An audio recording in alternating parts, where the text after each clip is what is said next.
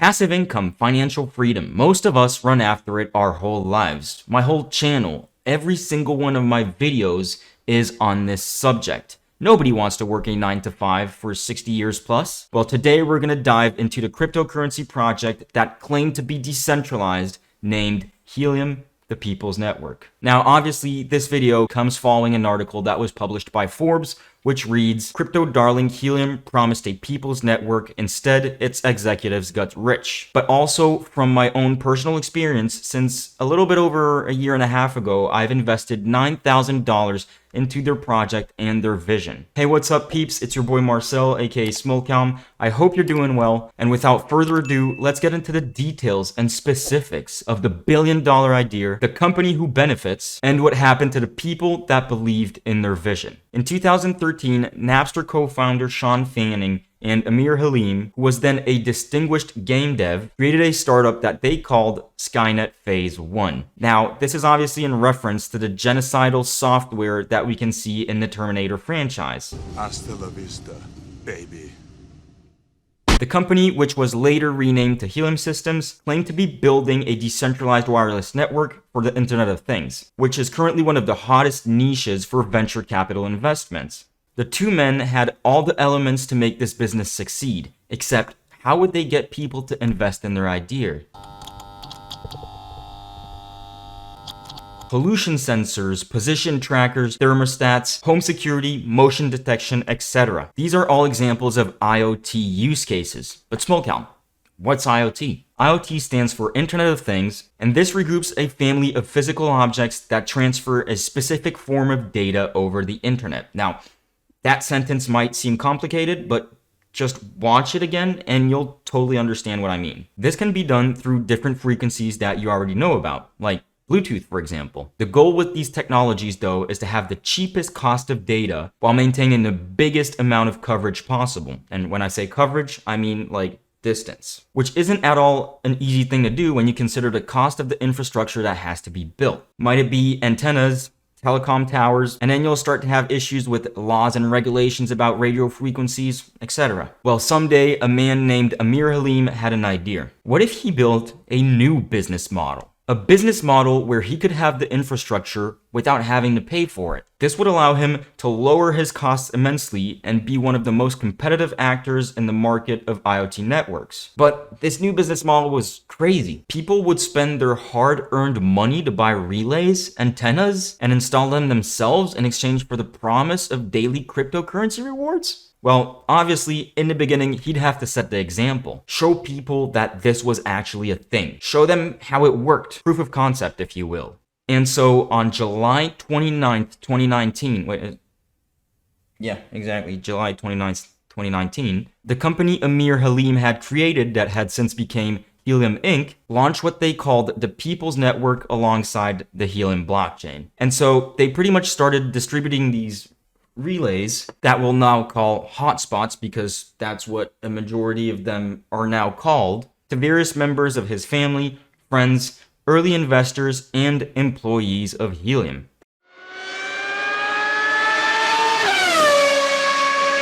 As always, content creators such as I are always on the lookout for the next big project.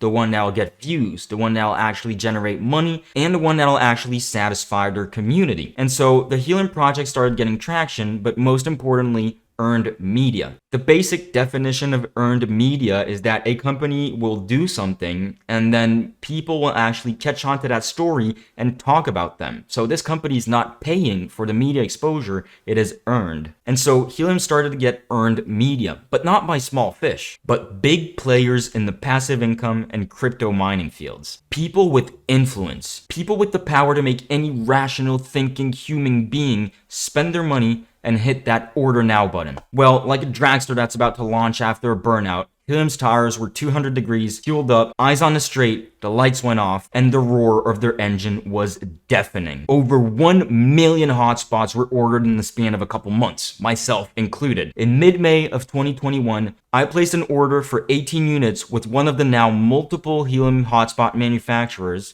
Bobcat.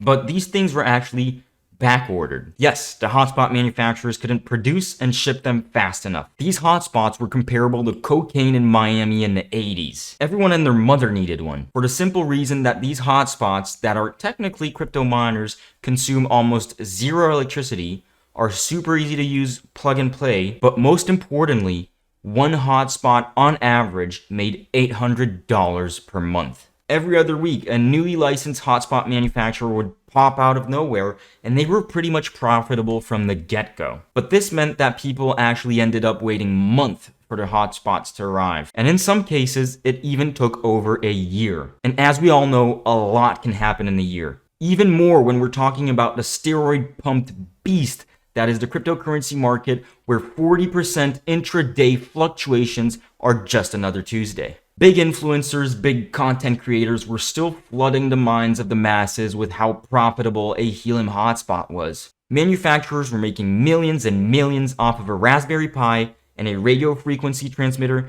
that couldn't cost north of $150, but the thing is, they were selling them for $4 to $5 to $600 a piece. On the gray market, on the secondhand market, a Helium hotspot would resell for $5,000. And even by paying this $4,500 premium, you'd pretty much get your return on investment inside of 6 months. The people that ordered back in 2020 were making a killing, earning full-time salaries with an investment that cost them 36 times less than the Toyota Corolla they used to get to work. Some random guy on Reddit even became a millionaire.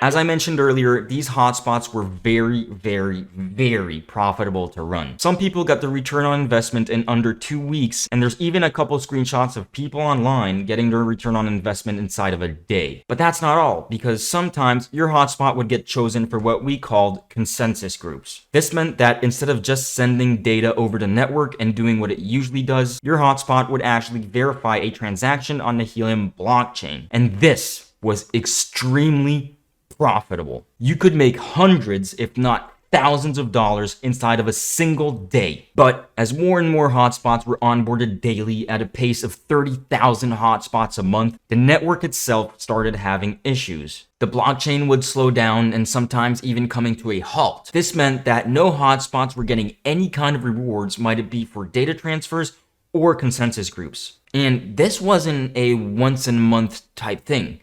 This occurred multiple times a week. The Helium team were either naive to the traction that their project would get, or careless enough not to build the correct infrastructure so that the network would run properly. The thing is, remember a little bit earlier in the video when I said newly licensed manufacturers? Well, that's very important because I said the word license.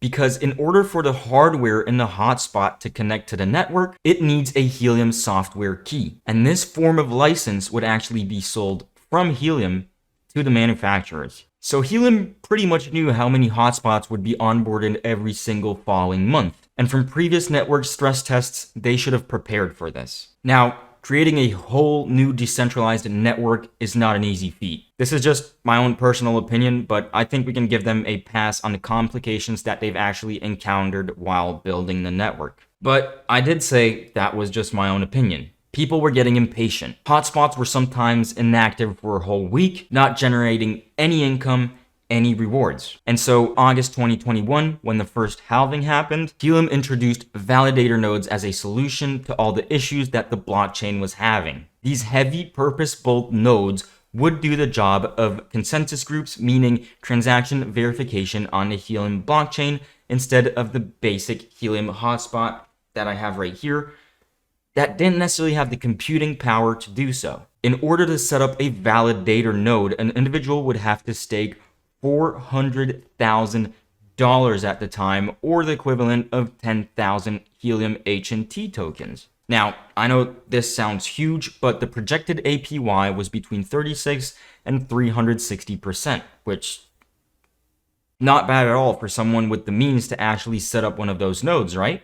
Well, no. When validators would need to be updated, they would have to do it quickly, otherwise it would cause more issues on the blockchain. and a handful of them weren't properly taking care of their validator nodes setup, slowing down the blockchain even further, and hotspots would keep having issues. Not to mention the price of the Helium HNT token falling from its all-time high of $55 per token to what it's trading currently at around $5. Essentially meaning that someone that set up a validator node back then lost around $350,000. But obviously, that's just if they decide to sell that helium, if they hold on to it and it goes back up eventually someday, who knows. And then came the issues of gaming the network, basically cheating and stealing combined together. Some individuals would set up dozens, if not hundreds of hotspots in a basement and figure out a way to make them think that these were optimally spread out throughout a town and providing the most amazing coverage for the network. And so these setups would earn way over what other Helium hotspots were earning. And since the daily reward pool is capped at a certain number of tokens, they were essentially stealing from the network without actually providing any service of coverage whatsoever. Helium employees even caught a spoofer that had arranged his hotspots in the shape of a middle finger. Even though I'm going to quote a little line from the Forbes article because this is something that I found personally very shocking. The quote is the following: "While the community now maintains a blacklist of more than 70,000 hotspots belonging to potential cheaters, and Helium claims to have anti-spoofing measures in place, it was widely known within the company that employees were also engaging in the practice," said 3 former Helium employees. And then they give a quote from one of those employees that reads, "When you see customers doing it, you think, well, what am I doing working?" said one of these former employees.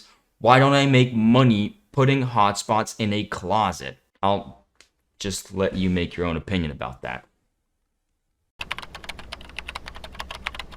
As described in their own words, Helium was supposed to be a decentralized network, meaning a network ran and owned by the people. Said people would also have voting power over the future direction of the project. So the Helium company incorporated something that would come to be known as HIP, or Helium Improvement Proposal. These HIPs would be sponsored and created by the community and further voted on if they actually got enough traction in the community. The voting system was and is still built on the shareholder model, meaning that each person that will partake in the vote only has as much voting power as the number of Helium tokens that they hold in their wallet, thus making it way easier for people with huge amount of liquidity to sway the outcome of the vote in their favor. Furthermore, from the information available on their website, I believe it was 34% when I first read their white paper, but apparently it's 35% of all the Helium in circulation is assigned to founders, early investors, and organizations, making the voting unfair for the majority of hotspot owners and the people building out the network. My personal opinion is that voting power should be based on the numbers of hotspot that you actually own